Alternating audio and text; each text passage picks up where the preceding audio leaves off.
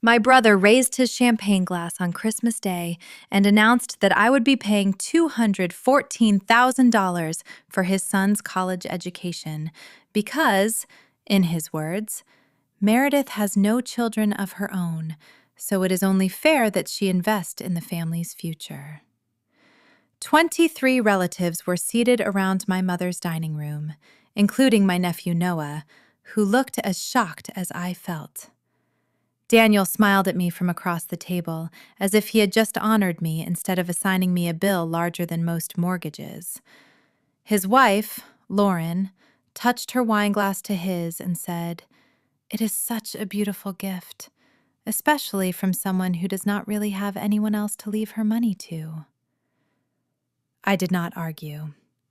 I did not tell them that being 48, divorced, and childless did not make my bank account a family charity. I simply looked at the thick red envelope beside Noah's plate and asked, "Is that the university's financial aid package?" Daniel's smile changed by less than an inch, but I noticed. I am a forensic accountant. I have spent 26 years watching people react when a harmless question lands too close to the truth. Daniel reached for the envelope before Noah could answer and slid it beneath a stack of Christmas cards. "We already reviewed everything," he said.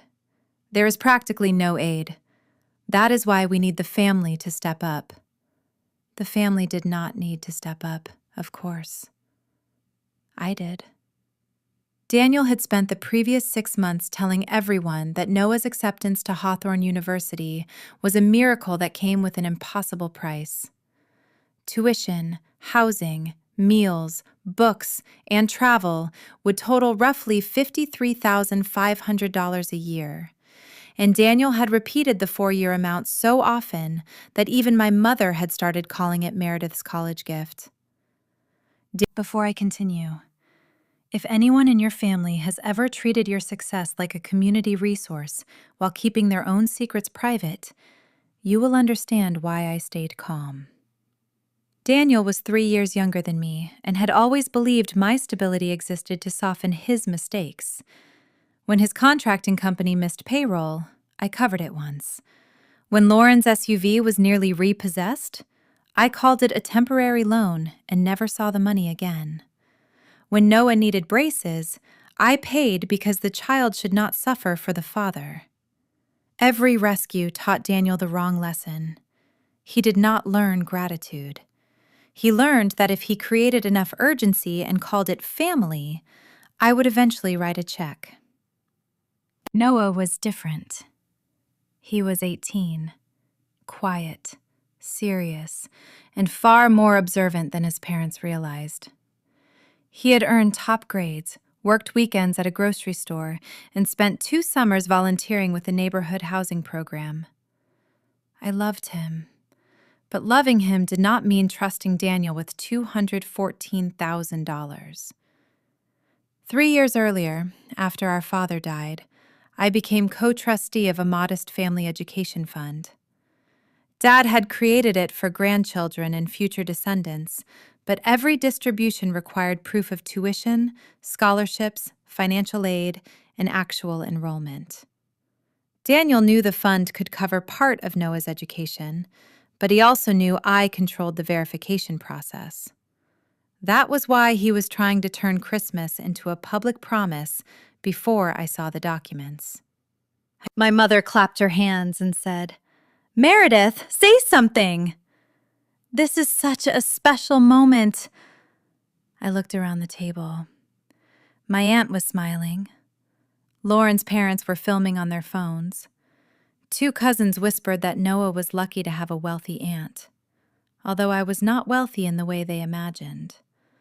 Sterile had money because I lived below my means, invested carefully, and did not finance luxury vehicles while owing subcontractors. Daniel had created an audience because he believed embarrassment would work faster than paperwork. I raised my glass and said, "I am proud of Noah, and I will review every eligible education expense under the trust." Daniel's jaw tightened.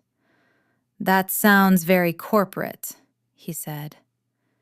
He is your nephew, not an audit. Then the documents should be simple, I replied. Lauren rolled her eyes and told the table that I could turn a birthday card into a compliance review. Everyone laughed except Noah. He was staring at the red envelope Daniel had hidden beneath the cards. When dessert arrived, Noah quietly asked his father whether he could have it back. Daniel said, "Not now." Noah asked again, this time louder. Lauren interrupted and told him not to be ungrateful on Christmas. The tension passed quickly for everyone else, but not for me. A teenager who had supposedly received almost no aid should not have to fight his father for his own financial aid letter. After dinner, Daniel cornered me near the Christmas tree. The lights reflected in the polished glass ornaments while he lowered his voice and dropped the performance. "I need the first $53,500 by January 10th, he said. "The school wants a full-year commitment." I asked for the invoice. He said the online portal was complicated. I asked for Noah's student identification number and permission to confirm the balance directly. Daniel's face hardened. "You either trust me or you do not." I looked at him.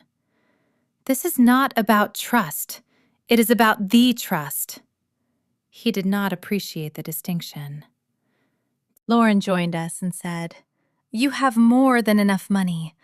Why are you making Noah beg?" I reminded her that Noah had not asked me for anything. Daniel had. She crossed her arms and said, "He should not have to ask. You are his aunt." That sentence told me they had already decided affection was a debt. I asked one final question. Did Noah receive any merit scholarship? Daniel answered too quickly. "No." Behind him, Noah had entered the hallway, and the look on his face told me his father had just lied. The evening ended with carols, photographs, and Daniel loudly telling relatives how grateful he was for my commitment. I stayed behind to help Mom clear the dining room. While carrying discarded wrapping paper toward the recycling bin in the garage, I saw a torn white envelope beneath a gift box. The return address belonged to Hawthorne University's Office of Scholarships and Financial Aid. My first instinct was not to open it, because it was addressed to Noah. Then I noticed the envelope had already been ripped open, and the letter inside was partially exposed. I pulled it free just far enough to read the first paragraph. Hawthorne University was congratulating Noah Daniel Mercer on receiving the Founders Academic Award, a full 4-year scholarship covering tuition, housing, meals, and required fees. The estimated value was $218,400. For several seconds, I heard nothing but the furnace running in my mother's garage. Daniel had not asked me to fund Noah's education. Noah's education was already funded. Daniel wanted the trust to release $214,000 for expenses that did not exist. A floorboard creaked behind me. Noah stood in the doorway, pale and frightened. He looked at the letter in my hand and whispered, "Aunt Meredith, Dad told me the scholarship fell through." I turned the page over. Attached to the back was a draft trust distribution request prepared by Daniel, listing $53,500 in first-year tuition and directing payment not to Hawthorne University, but to an account owned by Mercer Ridge Construction, Daniel's company.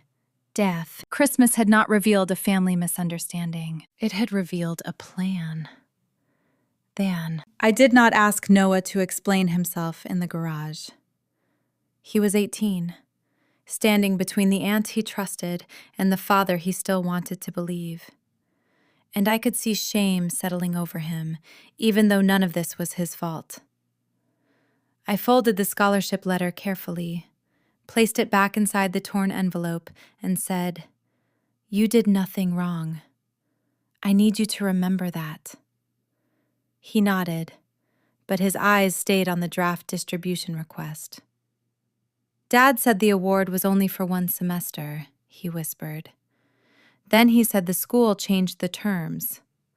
I asked whether Daniel had shown him anything in writing. Noah shook his head. He said his father had taken control of the financial aid portal because college paperwork was too complicated, then told him not to contact Hawthorne directly or he might jeopardize the award. That warning alone told me Daniel was afraid of verification. I brought Noah into the laundry room, away from the garage door and the family noise drifting through the house. He said the scholarship announcement had arrived in October, and he had been ecstatic until Daniel told him the family still owed almost the full amount. A week later, Daniel asked him to sign several forms for college financing. Noah assumed they were routine. He did not know whether they were loan documents, trust forms, or something else, because his father kept flipping pages and telling him where to initial. I asked if he had copies. He said no. Then he added, "Dad keeps saying this is the only way to save the company." That was the first time Noah admitted he knew Mercer Ridge Construction was in trouble. I told him we would not accuse anyone without records. That mattered. Daniel had already built his defense around the idea that I was cold, suspicious, and eager to control the family. I was not going to hand him emotional chaos when facts would do more damage. I asked Noah to forward every college email he still had, including deleted messages if he could recover them, and to change the password on his personal email before we left Mom's house. He looked terrified. "Will Dad know?" I said. "He will know when the truth stops obeying him." Then I made him promise not to confront Daniel alone. If his father had already used his name on financial documents, we needed to know how far the problem went before Daniel realized we were looking. The next morning, I opened the education trust files from my home office.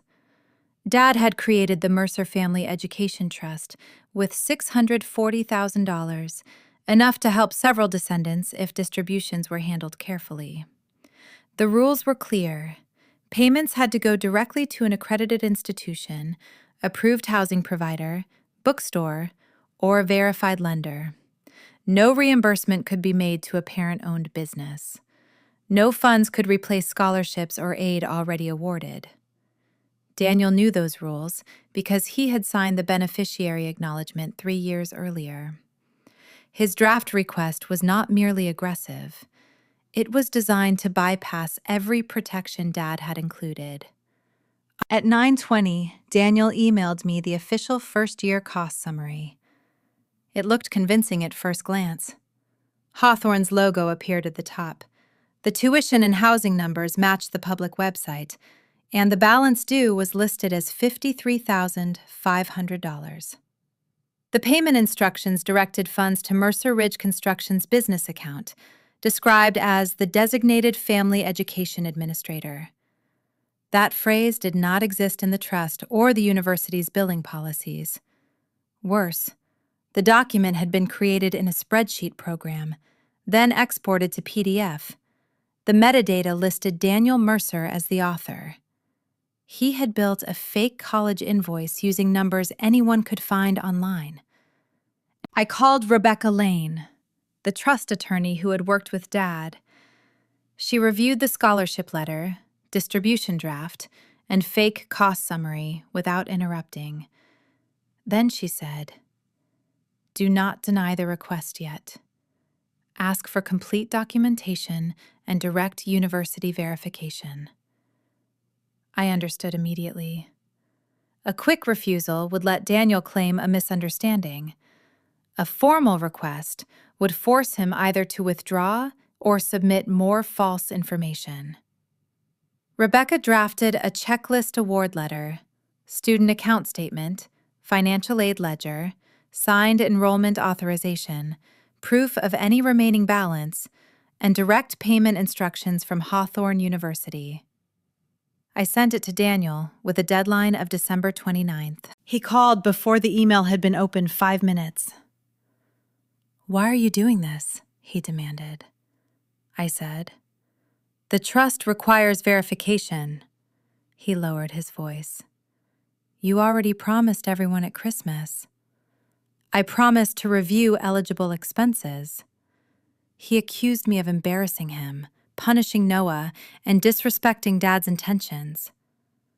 I let him finish, then asked, "Why does the invoice direct payment to Mercer Ridge Construction instead of Hawthorne University?"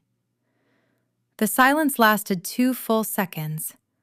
Daniel recovered by saying, "The company had negotiated a family prepayment arrangement." I asked for the agreement. He hung up.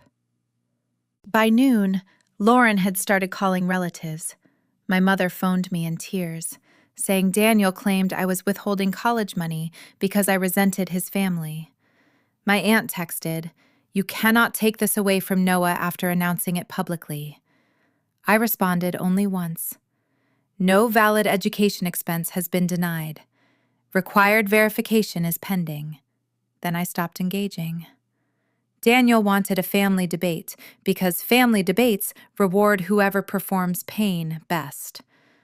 Trust administration rewards documents. Noah sent me his recovered emails that afternoon. Hawthorne had awarded the full scholarship on October 14th. The university had sent 3 reminders asking him to accept the package through his portal. Someone had accepted it from an IP address associated with Mercer Ridge Construction. 2 weeks later, the account's recovery email had been changed from Noah's address to Daniel's business email. That meant Daniel had not merely hidden the award, he had taken control of Noah's college account and actively managed the scholarship while telling everyone it had disappeared. Then we found something worse. Noah forwarded a message from a private student lender thanking him for applying for a $62,000 education loan. He had never heard of the lender. The application listed Daniel as co-signer and claimed the loan would cover Hawthorne tuition not met by scholarships. Noah's electronic signature appeared at the bottom, along with consent to deposit excess proceeds into a family-managed education account. The routing number belonged to Mercer Ridge Construction. I called Noah immediately. He answered in a whisper from his bedroom. I never applied for that. I asked whether he remembered signing anything on Daniel's tablet. He said yes, but his father told him it was required to hold his place at the university. The loan had not funded yet because the lender was waiting for school certification. That was our first piece of good news. Hawthorne would never certify a tuition balance that did not exist. Rebecca contacted the lender's fraud department and Hawthorne's financial aid office with Noah's written permission. The university confirmed the scholarship remained fully active and the student account showed a 0 expected family contribution for tuition, housing, meals, and required fees. They also confirmed no employee had issued the PDF Daniel sent me. By 4:30, the lender froze the loan application pending identity review. At 5:02, Daniel sent another trust distribution request. This one included the fake university invoice, the forged-looking loan confirmation, and a signed statement claiming Noah's scholarship had been rescinded due to administrative limitations. The statement carried Noah's name. Noah had never signed it. You can see. I forwarded the packet to Rebecca. Her reply came almost immediately. Preserve everything. He is now submitting false documents directly to the trust. The family thought I was deciding whether to pay for college. In reality, Noah's college was already paid for. What I was deciding was how much of my brother's fraud to let him document before December 29th. By December 29th, Daniel had turned a failed deception into a formal record. He had submitted the fake university invoice, the false scholarship rescission statement, the private loan application, and a trust distribution request directing $53,500 to Mercer Ridge Construction.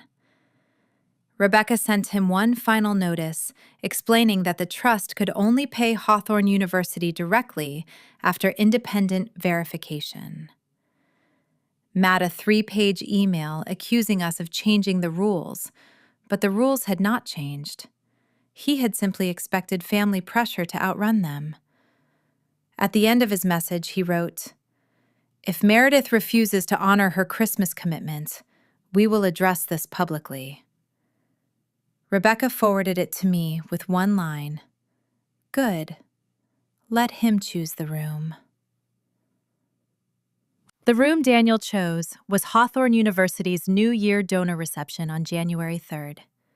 The event was meant to welcome scholarship families, alumni sponsors, and local business owners who supported student aid. Daniel had secured invitations through a contractor who had donated to the school, then told relatives he would settle the college matter in front of people who understand generosity. He also asked the trust to release an emergency advance before the reception so he could present himself as the father who had secured Noah's future. The request was denied because there was no verified tuition balance. Daniel responded by posting online that I was withholding educational funds from my own nephew while sitting on more money than one person could ever need. He tagged several relatives and included a photograph from Christmas where he had raised the champagne glass beside me. The caption read, "A promise should mean something." I saved the post. Public pressure was useless against a trust, but public lies could become useful later. Noah came to my house the evening before the reception.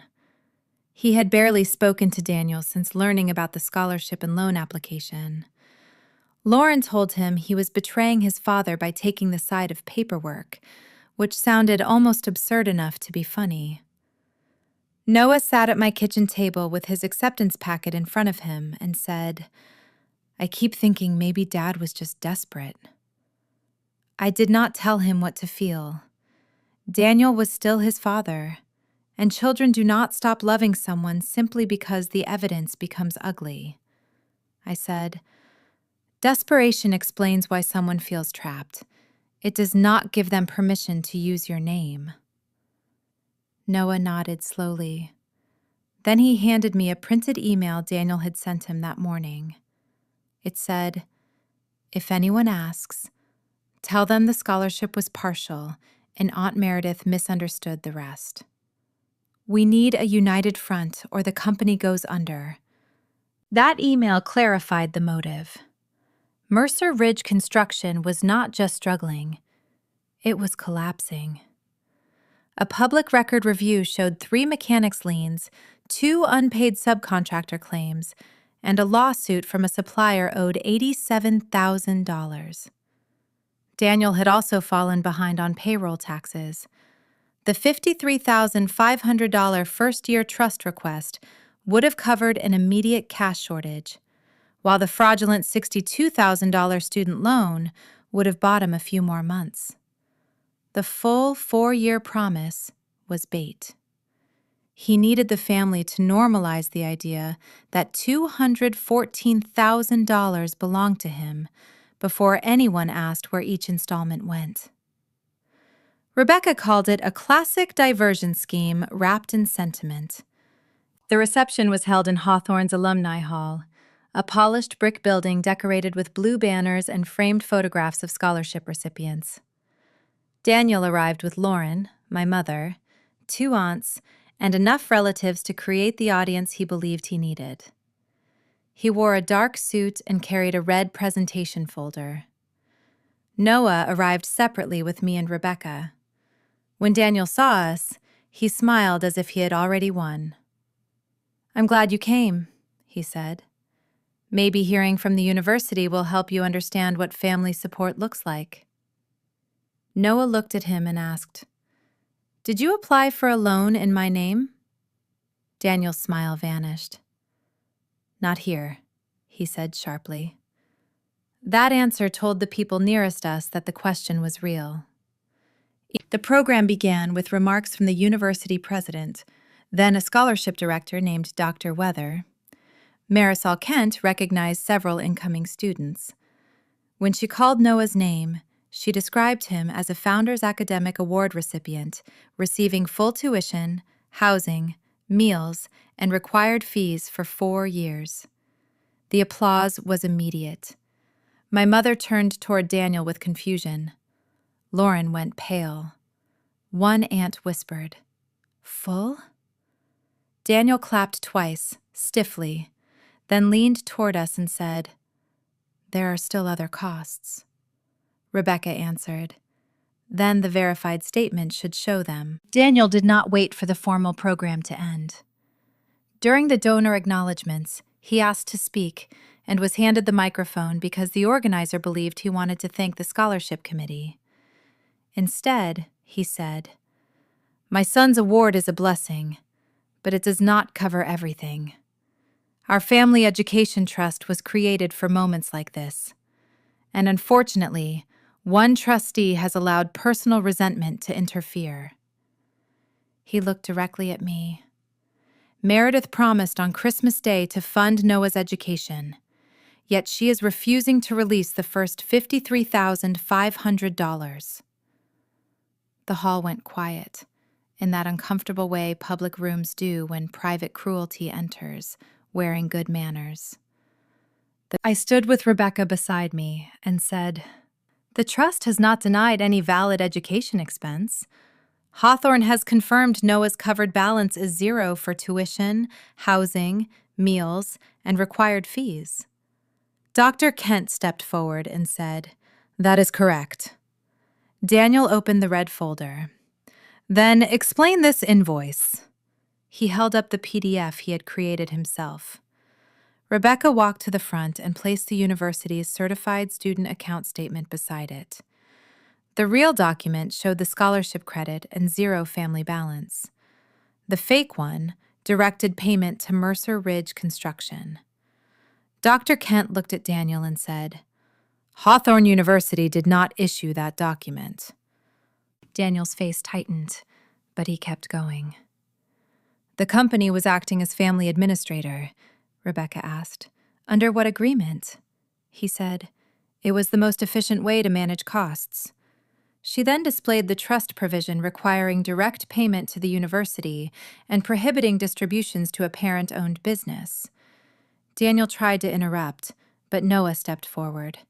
His hands were shaking, though his voice was steady.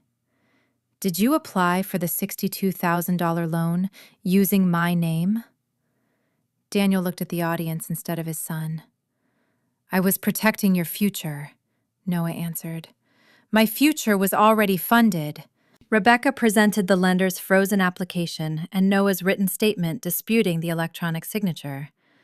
Then she showed Daniel's email instructing Noah to lie about the scholarship. The room changed after that. It was no longer a disagreement about generosity. It was a father using his son's identity and a family trust to rescue his company. Lauren whispered, "Daniel, you told me the loan was approved by the school." He snapped, "Not now." The same relatives who had pressured me at Christmas now looked away from him. Dr. Kent asked security to escort Daniel from the podium, while the university preserved the false invoice he had presented. Before leaving, he pointed at me and said, "You planned this." I replied, "No, Daniel. I verified it." He turned to Noah and said, "After everything I have done for you, this is how you repay me." Noah looked devastated, but he did not move. "You used my name," he said. "That was not for me." As Daniel was led toward the exit, Rebecca received a message from the Trust's bank. The fraud review had uncovered another document tied to Mercer Ridge Construction, a personal guarantee for a business credit line listing the Mercer Family Education Trust as a secondary source of repayment. The signature beside the trustee authorization was mine. I had never signed it. The forged trustee authorization on Mercer Ridge Construction's credit line was more serious than Daniel's fake college invoice because it connected the education trust directly to his business debt. Rebecca asked the bank to preserve the application, signature page, submission logs, and every communication tied to the guarantee. The documents showed that Daniel had applied for a $180,000 revolving credit line 6 weeks before Christmas, using the trust as a secondary family-backed repayment source if his company defaulted. He had attached a copy of the trust summary, listed himself as an authorized family representative, and placed my signature beneath a statement approving the guarantee. The bank had not funded the line because the trust account title did not match the authorization, but Daniel had resubmitted twice with altered wording. Each attempt moved him further away from panic and closer to intent. Rebecca and I left the donor reception with Noah, while Daniel's relatives gathered in small, stunned groups near the exit. My mother kept asking why he would risk Noah's future when the scholarship had already covered everything. I did not have a comforting answer. Daniel had never believed he was risking Noah's future because he had trained himself to see every family resource as temporary capital for his own recovery. The education trust, Noah's identity, my signature, Christmas sympathy, and even the university's reputation were all tools he thought he could borrow until business improved. He probably told himself he would repay everything before anyone noticed. People who commit financial abuse often imagine repayment will erase the theft, as if intention after discovery matters more than permission before it. Noah stayed at my house that night because he did not want to return home. Lauren sent him 6 messages asking him not to make permanent decisions while emotions were high, but none of them acknowledged the loan application or the fake signature. Daniel sent only one. "You humiliated me in front of the entire university." Noah read it twice, then handed me his phone and said, "He still thinks that is the worst thing that happened." I told him to save the message and not respond. He was beginning to understand something I had learned much later in life. When a person cares more about exposure than harm, apologies become another form of control. The trust bank scheduled an emergency review for the following morning. Rebecca attended as counsel, I attended as co-trustee, and Noah attended because his identity appeared on the disputed loan documents. Daniel arrived with a business attorney who looked as though he had learned most of the facts in the elevator. The bank's fraud officer placed 4 packets on the table: the fake tuition invoice, the $62,000 student loan application, the trust guarantee for Mercer Ridge Construction, and the distribution request directing education funds into Daniel's business account. She explained that all pending trust distributions were suspended, not because Noah's education was in danger, but because the submitted documents indicated attempted diversion and unauthorized use of trustee credentials. Hawthorne's scholarship remained untouched. Noah's future was secure. Daniel's access to family money was not. Daniel's attorney tried to frame the situation as poor documentation during a cash flow emergency. Rebecca asked whether poor documentation included copying my signature onto a commercial guarantee. Daniel said he believed I would have approved if he had explained the pressure. I looked at him and asked, "Then why did you not ask?" He said there had been no time. The bank officer turned to the submission history and noted that Daniel had altered and resubmitted the guarantee over 23 days. There had been plenty of time to ask. He simply knew the answer would be no. Lauren joined the meeting by video and claimed she had not understood where the money was coming from. She said Daniel told her the education trust allowed parents to receive funds for family-managed expenses. Rebecca showed her the trust rule requiring direct institutional payment.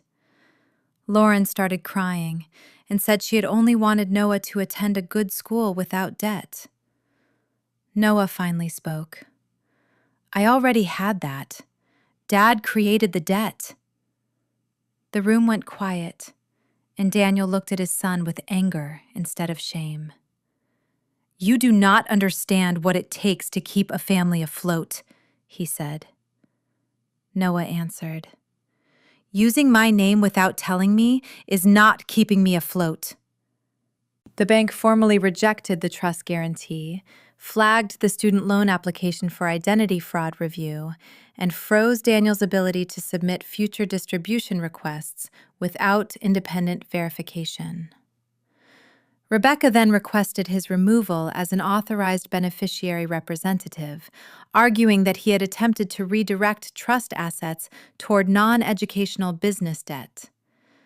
The bank could not remove him permanently without trustee action and possible court review, but it could block all direct access immediately. Daniel's attorney asked whether a private repayment agreement could resolve the matter.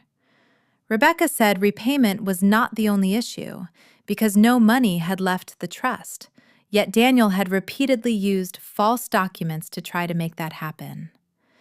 The scheme had failed, but failure did not make it harmless. After the meeting, Daniel followed me into the hallway and dropped the wounded brother performance. "You got what you wanted," he said. "You made me look like a criminal in front of my son." I stopped and faced him. "I did not create the loan application, the fake invoice, or the trust guarantee." He lowered his voice. "The company employs 32 people. If Mercer Ridge fails, families lose paychecks."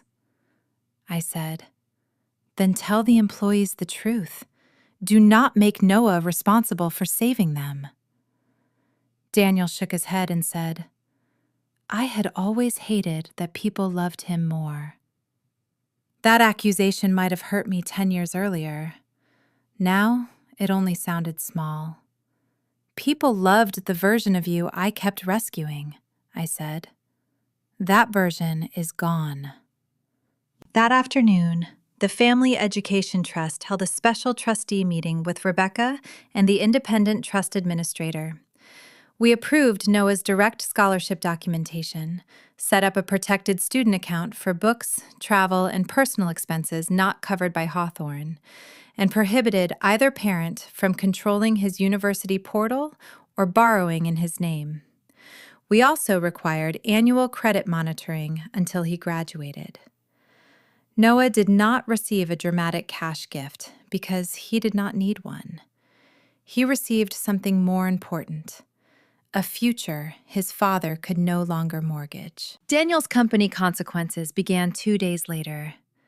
The bank handling Mercer Ridge Construction's operating line learned that he had submitted the education trust as backup support without valid approval. They suspended further draws pending review. A major supplier placed the company on cash-only terms after hearing about the credit investigation. 2 subcontractors who were already owed money filed additional claims. Daniel blamed me publicly, telling relatives I had destroyed a viable business over technical errors. But the records showed the company had been failing long before Christmas. My refusal did not create the collapse. It removed the disguise. On January 8th, Rebecca received notice that Daniel had requested an emergency family meeting at my mother's house. He claimed he wanted to apologize and find a solution that protects Noah. Attached was a proposed agreement requiring me to release $90,000 from the education trust as a family loan to Mercer Ridge Construction, with repayment deferred for 5 years. The document also required Noah and me to withdraw all fraud complaints and state that the signatures were misunderstandings. Daniel had finally put his real demand in writing. He did not want forgiveness. He wanted the evidence erased and the money released anyway. The family meeting took place on January 9th in my mother's living room, the same room where Daniel had announced my supposed $214,000 gift on Christmas Day. This time, there was no champagne, no phones recording a celebration, and no audience ready to applaud him before understanding the facts. My mother sat near the fireplace with Rebecca beside her. Noah sat across from Daniel, and Lauren kept twisting a tissue between her fingers. Daniel placed the proposed agreement on the coffee table and said, "I am trying to save the company and keep this family from tearing itself apart." I opened the document and read the first page slowly. It asked the Education Trust to lend Mercer Ridge Construction $90,000, required me to withdraw all fraud concerns, and described the forged signatures as administrative misunderstandings. I closed it and said, "No." Daniel stared at me as if he had expected resistance, but not finality. "You did not even consider it." I looked at him. "I considered it when you forged my signature the first time, when you used Noah's identity for a student loan, when you created a fake university invoice, and when you tried to make the trust guarantee your business debt." He leaned forward and said 32 employees would lose their jobs if the company failed. Rebecca answered calmly, "Their jobs do not convert an education trust into a rescue fund." Daniel turned toward Noah. "This is your future, too.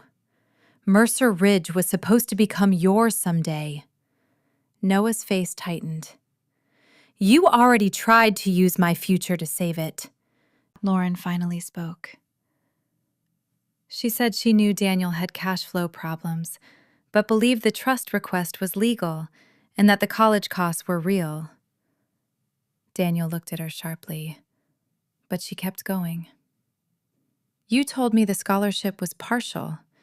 You told me Meredith had agreed. You told me the loan was normal."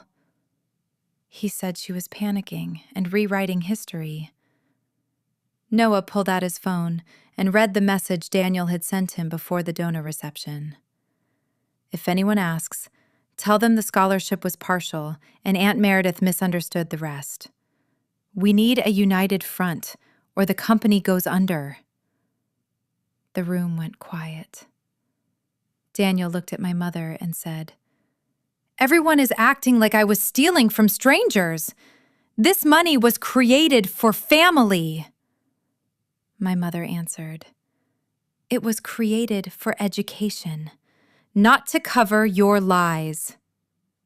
For the first time, Daniel lost control completely. He accused me of always thinking I was smarter, of using compliance rules to humiliate him, and of enjoying the fact that his business was collapsing. I let him finish, because anger reveals what apology tries to hide. Then I said, "I covered your payroll once. I helped with Lauren's car. I paid for Noah's braces. Every time I rescued you, you learned that somebody else would absorb the consequences. Christmas was the day I stopped." He laughed bitterly and said I cared more about money than family. I looked at Noah and replied, "Protecting his scholarship, his credit, and his identity is caring about family. Funding your company after you used his name would be caring about your comfort." Rebecca slid a second document onto the table. It was the formal trustee resolution removing Daniel as an authorized beneficiary representative and requiring all future education distributions connected to his household to be managed directly through the university or an independent administrator. The trust would pay Noah's verified books, travel, and approved student expenses, but neither Daniel nor Lauren would control the funds. Daniel read the first page and said, "You cannot cut me out of my own son's education." Noah answered before I could. "You cut yourself out when you used it as collateral." The legal and financial consequences unfolded over the next 2 months. The private lender closed the fraudulent student loan application, and Noah placed a fraud alert and credit freeze on his file. The bank rejected Mercer Ridge Construction's credit guarantee and referred the forged trustee authorization for further review. Daniel's operating lender suspended additional borrowing after confirming he had misrepresented family-backed assets. Without fresh credit, the company could no longer hide years of unpaid taxes, supplier balances, and poorly managed contracts. Mercer Ridge entered a court-supervised restructuring, and an outside administrator sold equipment, completed viable jobs, and paid employees before unsecured family debts. Daniel told everyone I had destroyed the business, but the audit showed it had been insolvent months before Christmas. Lauren moved into her sister's house in February and filed for separation shortly afterward. She did not become my friend, and I did not pretend she was innocent. She had joined the pressure campaign, repeated Daniel's lies, and treated my money like an obligation. But she provided the bank with messages showing Daniel had hidden the scholarship and prepared the fake invoices before the Christmas announcement.